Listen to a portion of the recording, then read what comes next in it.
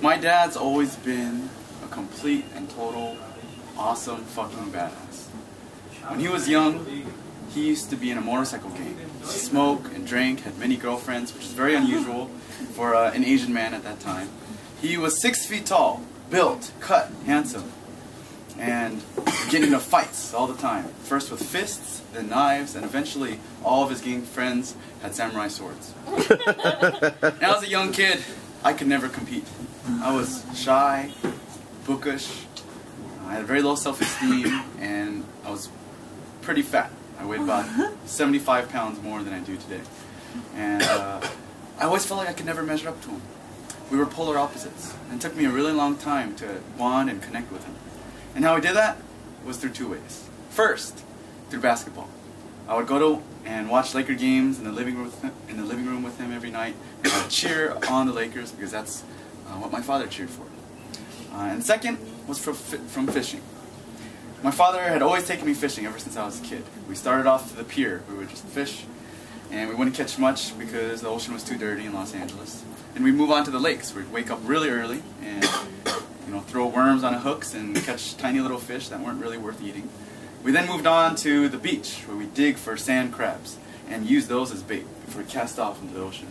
And finally, when I was old enough, probably like 6 or 7, my dad took me out into the deep sea on boats. And on these boats, although my father and I didn't really talk too much, he would give me advice every once in a while.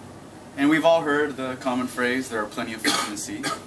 Well, I was too young and innocent back then, because all I did was have crushes on every girl I knew. So his advice to me was, son, you have to start to learn how to catch rockfish before you can catch yellowtail. And let me explain that for you. Rockfish are the easiest fish to catch. It's really simple. You just go out there, drop your sinker down to the ocean floor, feel little nibbles, and then just start reeling up. You have 2 or 3 fish right there. You throw in all the small ones. Yellowtail, on the other hand, are a completely different story. They are smart. They're really intelligent. And when you get and you feel it on there, and it starts running away and flying through into the kelp beds and down into the rocks to try to snag a line, it goes under your boat several different directions, so all the lines get tangled up and we have to end up cutting the lines. If you could catch just 1 yellowtail on a trip, you felt good. No matter if you had 20 rockfish, those don't really matter. So anyways, just before I was going off to college, my father decided to send me off riding. He figured he would take me on a 2-day, 2-night trip down fishing off the coast of Baja California in Mexico. We left around 8 p.m. that night, drove all the way down to San Diego, got on a boat about 10 or 11, and then went down into the bunks to sleep while the boat went on its way 4 or 5 hours down to Mexico. I woke up around 4 a.m. to the sound of thumping on the deck up above. It sounded like fish. I couldn't believe it. This early, I woke up, ran upstairs, and there were fish jumping in the boat. Tiny little fish, flying fish. And I was like, what is happening? Why are they flying into the boat? And apparently a whole school of them was bubbling up on the surface because other fish, predators, were chasing them up from below. And immediately we started casting our lines into the water, try to catch some fish.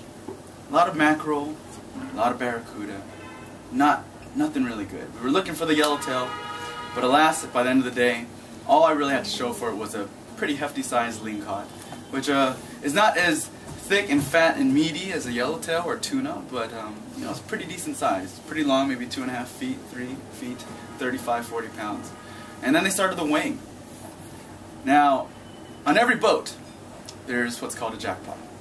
All the anglers put in $10 or $20, and by the end of the day, they weigh all the fish. So whoever catches the heaviest one takes home all the winnings. That day, I was noticing that my lingcod was starting to do pretty well. And I had never won the jackpot, ever in my life, although my father always put my name in. But this time I thought, maybe I have a chance. But I was starting to get a little bit queasy. You see, the seasickness subsides when you're fishing, and you know you got fish down there that are waiting to be caught. But as soon as we sat and got on the boat, I started to feel sick again. So I went back down into the bunks and tried to take a nap so I would feel a little bit better. My dad came down after a couple hours and said, "Son, guess what? You won the jackpot! Woo!" And I just kept my eyes closed, tried to play real cool. Oh, yeah? Oh, good, good.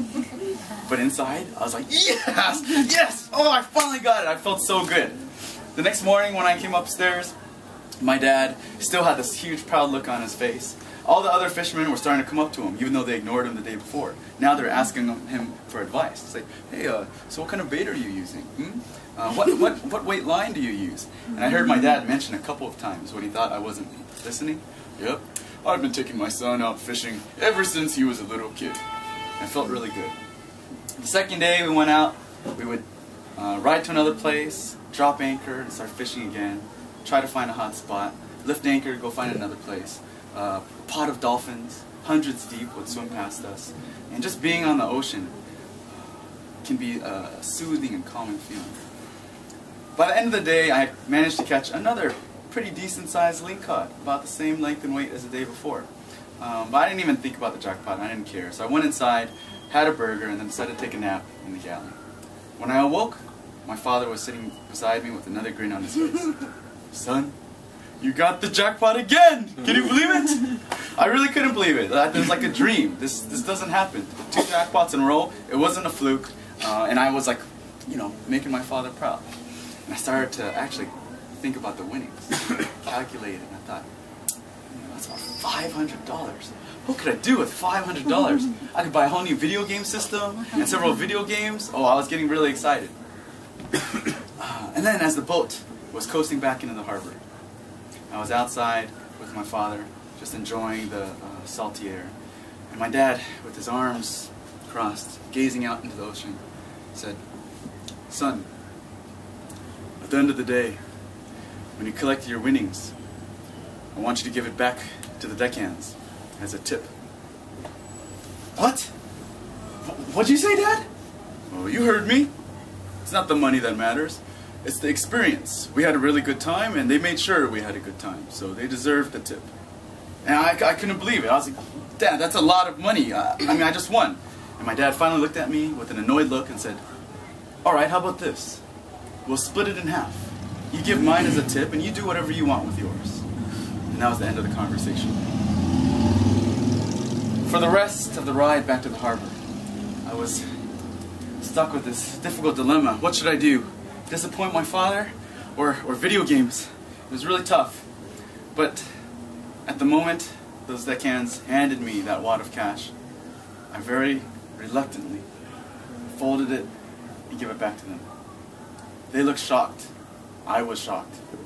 When I turned and saw my father, as he grinned with this huge smile, shook their hands vigorously and thanked them for the great weekend, I realized that look on his face was even prouder than at any other moment during that weekend.